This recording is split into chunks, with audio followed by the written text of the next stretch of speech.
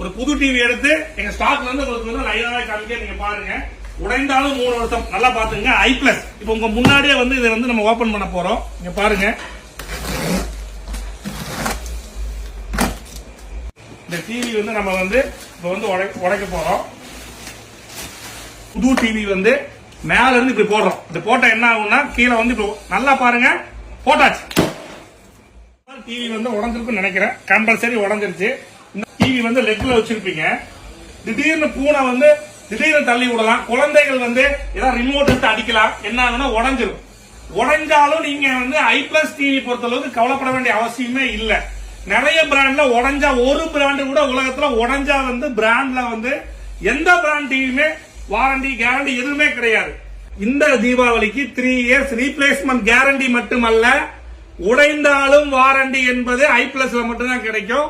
மறந்துடாதீங்க.